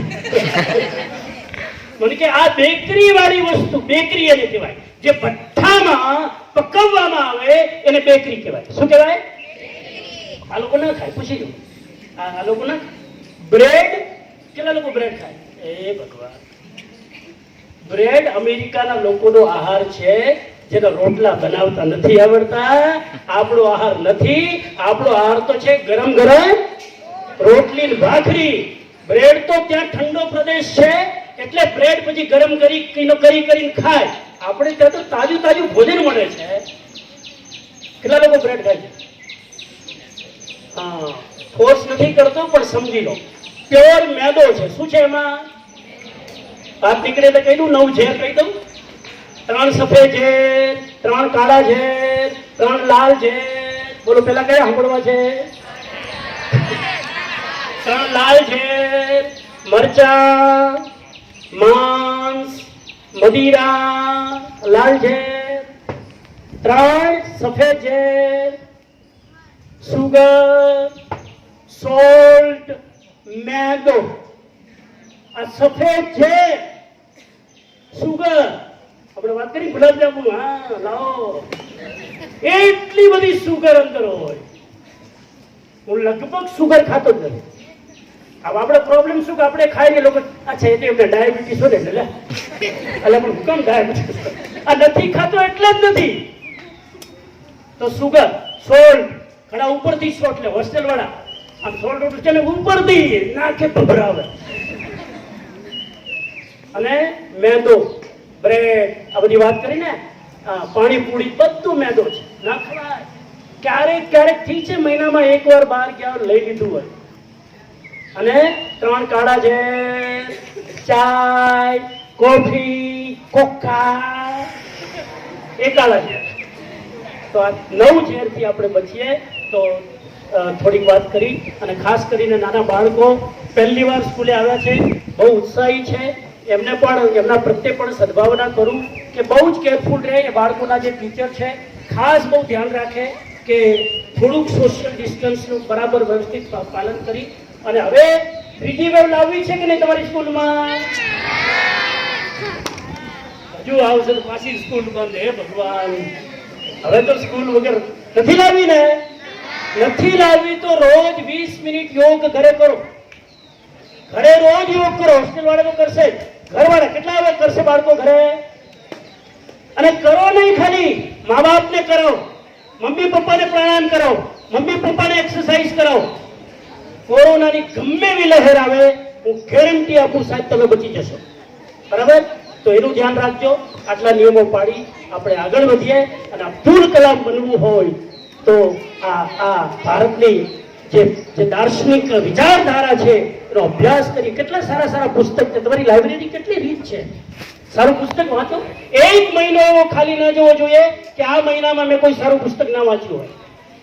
હું હંમેશા કહું છું, જે વાંચતો નથી, સ્કૂલ બહારનો જે વાંચતો નથી અને જે વાંચી શકતો નથી, એટલે કે વાંચતા આવડતું નથી, જે વાંચતો નથી એ જે વાંચી શકતો નથી, બંને એક સરખા.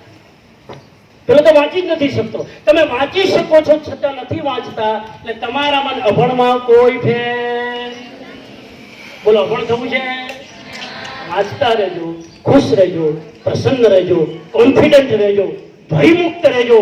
અને કોરોના જેવી ગમે એવી લહેર આવે, એ લહેર ભલે ઊંચી નીચી થાય, આપણે ઊંચા નીચા અને પેનિક થવાનું નહીં. આ સંકલ્પ સાથે આગળ વધીએ. ખૂબ ખૂબ આપે અમારી વાતને વધાવી, શાંતિથી સાંભળી. અને મને ખબર છે કે તમે હવે પ્રયોગ કરશો આમાંથી. હું બીજી વાર આવીશ એટલે આપણે ફરી પાછા ફોલોઅપ કરીશું અને પ્રયોગ કરીશું. અને જેટલા ટીચર બેઠા છે એને આગલી વાર આવીશ એટલે પૂછીશ કેટલા યોગ ચાલુ કર્યા. મને બધું યાદ રહેશે. જો ભીમસિંહભાઈ કરતા હોય, અમે કરતા હોઈએ ટ્રસ્ટી તરીકે, આ લોકો કરતા હોય તો આપણે કેમ ન કરીએ? આપણી સંસ્કૃતિ છે સૂર્ય નમસ્કાર. સવારે ઉઠીને જ આપણે ત્યાં યોગથી દિનચર્યા શરૂ થાય. ભારતની પરંપરા. આજે વિદેશમાં આજે કર્યા, કાલે ફ્રી, આજે કર્યા ને ચાલુ રાખજો. તમે શીખ્યા છો. અમેરિકામાં હવે ગલી ગલીમાં યોગ થાય છે. વિદેશોમાં હવે બધાય લોકો યોગ કરતા થયા, આપણે એમને ચૂકી ગયા. છેલ્લી વાત કહી દઉં, ભારત પાસે આખી દુનિયાને એક્સપોર્ટ કરવાની એક જ વસ્તુ છે. ભારત ઇમ્પોર્ટ ઘણું બધું કરે છે, આખી દુનિયામાં બધી વસ્તુ ઇમ્પોર્ટ કરે ભારત, પણ ભારત પાસે એક વસ્તુ એક્સપોર્ટ કરવાની છે. કઈ? યોગ. યોગ ભારત આખી દુનિયાને પહોંચાડે છે, પણ દુર્ભાગ્યથી આખી દુનિયાને પહોંચાડ્યું, પોતે ખાલી રહી ગયા. લો તમે કરો, લો આ મારો યોગ તમે કરો. આખી દુનિયાને આપણે ઉદાર ચરિતા નામ વસુદેવ કુટુંબકમ યોગ વેચી દીધો ને આપણે રહી ગયા. તો આપણે એને કરીએ, આગળ વધીએ. ખૂબ સમય થઈ ગયો, એ બદલ આપણો સૌનો ખૂબ ખૂબ આભાર. અને આ ભીમસિંહભાઈને આ વખતે જે પુરસ્કાર મળ્યો, આ પુરસ્કાર ભીમસિંહભાઈનો નથી, આ પુરસ્કાર યોગનો છે, સારા શિક્ષણનો છે, પર્યાવરણનો છે, તમારા બધાના ડેડિકેશનનો છે, તમારા બધાનો ઉત્સાહનો છે, તમારા બધાનો ડિસિપ્લિનનો છે, તમારી બધાનો મહેનતનો છે. આપણે ફરી આવી પ્રવૃત્તિ કરીને જીવનને ધન્ય બનાવીએ, એજ્યુકેશનને ધન્ય બનાવીએ અને દેશ માટે, રાષ્ટ્ર માટે કંઈક કરી શકીએ એવી ભાવના સાથે. ઓમ શાંતિ. આજનો આ કાર્યક્રમ લીનાબેન તેમજ ચિંતનભાઈ આપણે કીધું, સંસ્કૃતની એક સૂક્તિ છે કે શરીર માધ્યમ ખલુ ધર્મ સાધનમ. જો તમારું શરીર સારું હશે ને તો તમે કોઈ પણ કાર્ય કરી શકશો. કોઈ બહુ અબજોપતિ થઈ જાય અને શરૂઆત કરી હોય ત્યાંથી, તો કે એક સામાન્ય છે એ જમવાનું ના મળતું હોય અને અબજોપતિ થઈ જાય અને દરરોજના 10 ઇન્વિટેશન આવે પણ ક્યાંય જઈ ના શકે. શું કામ? તો કે ડાયાબિટીસ થઈ ગઈ. તો આપણું શરીર છે એ એમના વિશે ઘણું બધું કીધું, અને જો શરીર સારું રાખશું તો આપને ઘણું બધું મળશે. ખૂબ ખૂબ આભાર ચિંતનભાઈ તેમજ લીનાબેનનો. આપણે ઊભા રહેવાથી લઈ અને શું કેમ એ બધું જ છે એ યોગ શીખવાડે છે. ત્યાર પછી સરે એક સરસ વાત કરી કે આપણે ક્યાંક અલગ તરી આવીએ છીએ. એક વખત વિદ્યાર્થીઓને લઈ અને BAPS ની જામનગર એક સંસ્થા છે ત્યાં જવાનું થયું. ત્યાં સ્વામીજી 5000 વિદ્યાર્થી હતા અને એમાંથી માત્ર 57 જણા પુરુષાર્થના હતા. તો એ પૂરું થયું ને તો એના જે સ્વામી હતા ને એને બોલાવ્યો કે આ શાળાના સાથે કોણ આવ્યું છે? બધા વિદ્યાર્થીને બોલાવ્યા અને એમ કીધું કે બધા એને એમ કીધું ચાલો નાસ્તો કરાવવાનું જવું છે. તો 4000 જણા ઊભા થઈને વયા ગયા. માત્ર 57 જણા છે જે આપણા બેઠા હતા. તો એમને બોલાવીને કીધું કે આના કોણ છે, તમે ક્યાંથી આવો છો?